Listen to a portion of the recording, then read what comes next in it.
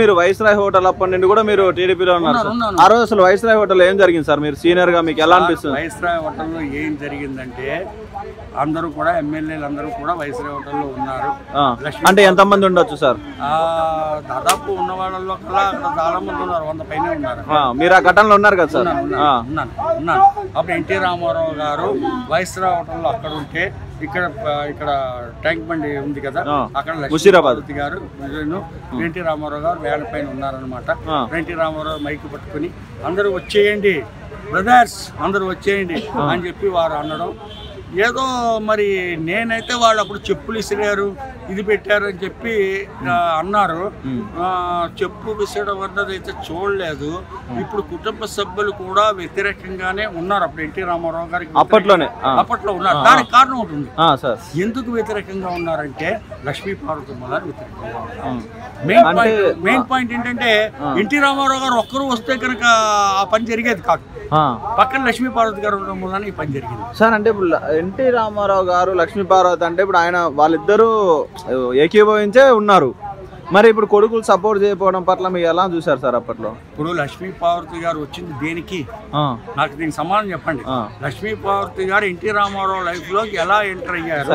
ఇప్పుడు ఎన్టీ రామారావు గారి లైఫ్ లోకి ఆయన పర్వాలేదు. ఇప్పుడు ఎన్టీ రామారావు గారి లైఫ్ లోకి లక్ష్మీపార్వతి గారు ఎంటర్ అయిన టైంలో కూడా నేను ఉన్నాను. విశ్వామిత్ర సినిమా షూటింగ్ నేను చేశాను, అశోక్ సామ్రాట్ చేశాను, విశ్వామిత్ర చేశాను. ఆయన ఏదో ఆయన జీవిత చరిత్ర రాస్తానని చెప్పి ఎంటర్ అయ్యింది. ఒక టీచర్ అంట కదా సార్? టీచరు ఆవిడకి ఆల్రెడీ పెళ్ళయింది, పెళ్ళయింది, కొడుకున్నాడు, ఉన్నారు.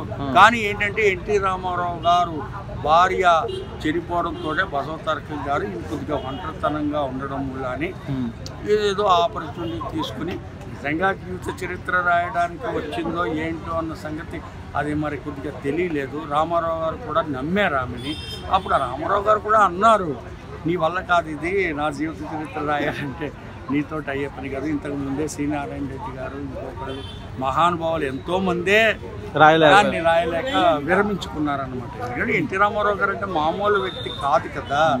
ఆయన దుర్యోధనుడు, రావణాసురుడు, కీచకుడు వేసి మెప్పించారు.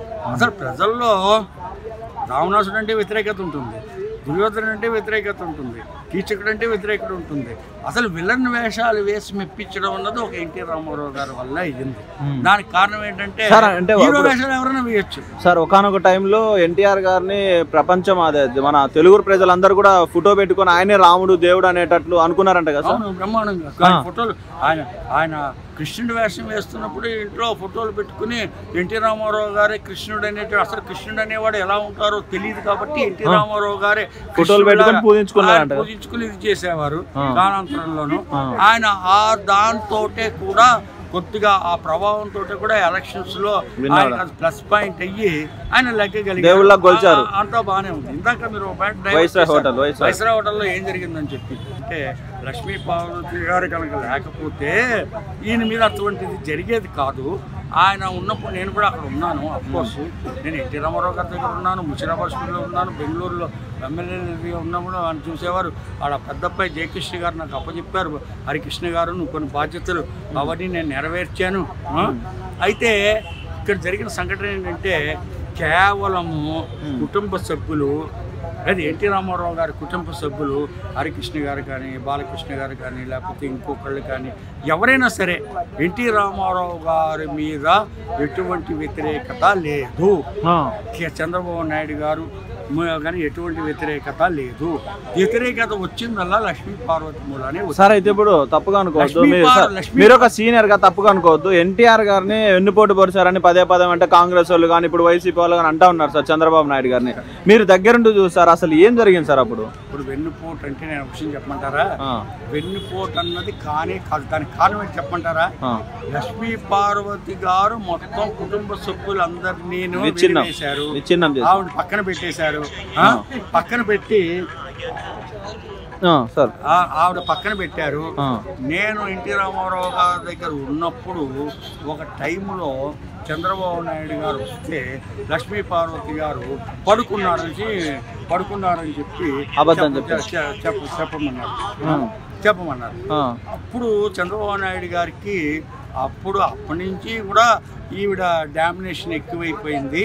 పార్టీ పాడైపోతుంది. విషయం అండి, లక్ష్మీ పార్వతి వచ్చింది ఎన్టీ రామారావు గారి దగ్గరికి వచ్చింది ఏ విషయంలో వచ్చారంటే, ఆవిడ ఒక గృహిణిగా, అప్పుడు బసవతారకం గారు చనిపోయిన తర్వాత, ఆయన ఒంటరివాడు అయిన తర్వాత ఆయనకు ఒక గృహిణిగా ఒక ఇదిగా వచ్చారు తప్ప ఈ ఆవిడ ఇలా రాజకీయాల్లోకి వస్తుందని చెప్పి వీళ్ళు ఎవరు కూడా ఎక్స్పెక్ట్ చేయలేదు. ఎవరు కూడా లక్ష్మీ పార్వతి గారిని ఎక్స్పెక్ట్ చేయాలి. అక్కడ ఎలా జయలలిత గారు చేశారో ఆ రకంగా చేద్దామని చెప్పి వాళ్ళు వచ్చారనమాట. అక్కడ ఎన్టీ రామారావు గారి కుటుంబ సభ్యులకి ఎట్టి పరిస్థితుల్లోనూ వ్యతిరేకత అన్నది లేదు.